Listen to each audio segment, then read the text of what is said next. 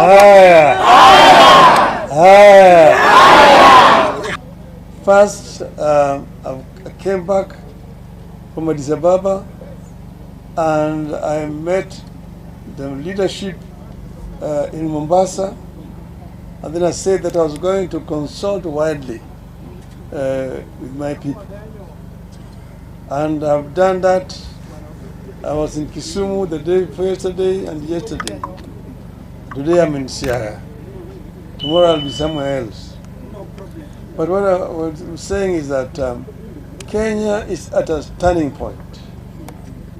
We are in a very tricky situation, which will depend on how we handle this situation as a people.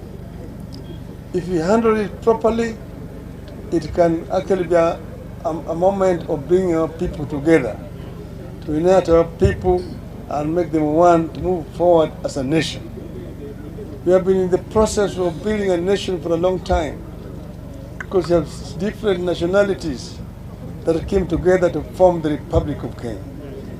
We want to create one united nation called Republic of Kenya. This is very important. So whatever we want to do or we intend to do is intended to serve that purpose.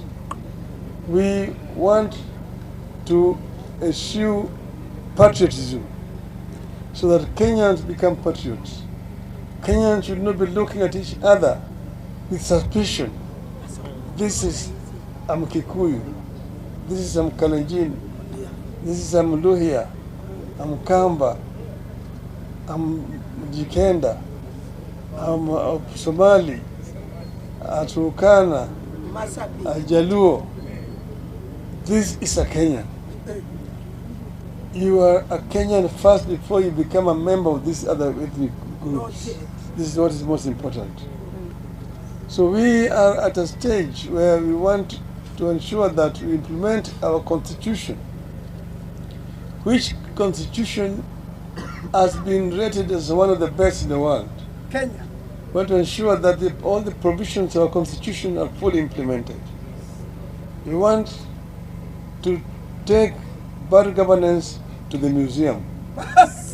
We don't want to see our youth being abducted and then taken to some unknown places, tortured and some of them killed. That must be something of the past. We don't want to see corruption reigning in our country. That Kenya is rated as one of the most corrupt countries in the world. We will fight corruption and finish corruption in our country. We want to see what you call equitable allocation of resources and sharing. No part of the country should be neglected. Development should be equal.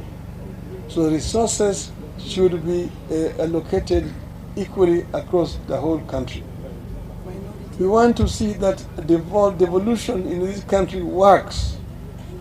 We must ensure that proper resources are given to our devolved units and also empower them, but also have a mechanism by which we can evaluate the performance of these devolved units. We also want our parliament to work as parliament. We don't want the members of parliament to usurp the role of the executive. Let parliament represent the people, legislate, and oversight the national government. And let the county assembly oversight the county government. This is what is enshrined in our constitution today. So we are consulting widely.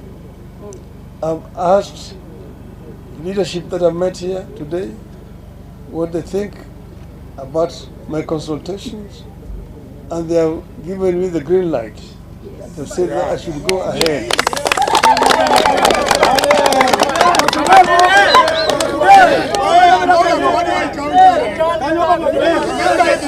So by heart is green light. So now, I want to ask you, do you give me the green light? ODM to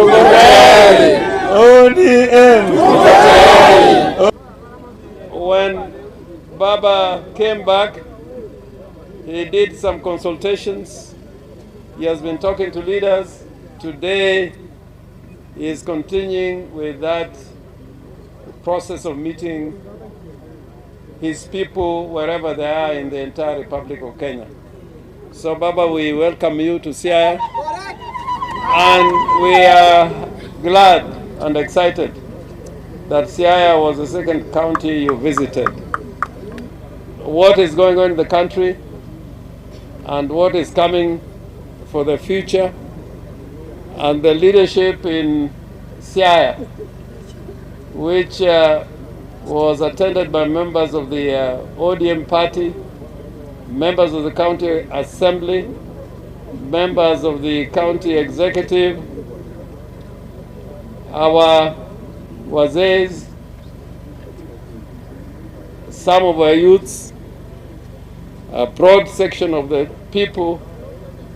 We accepted that Baba should go ahead with consultations, which we think in the end is going to bring about a structured relationship in which there is equity, there is fairness, there is justice, and there is freedom in our land called Kenya. And I am certain that Baba cannot go wrong when he is out to work for the people, and I am certain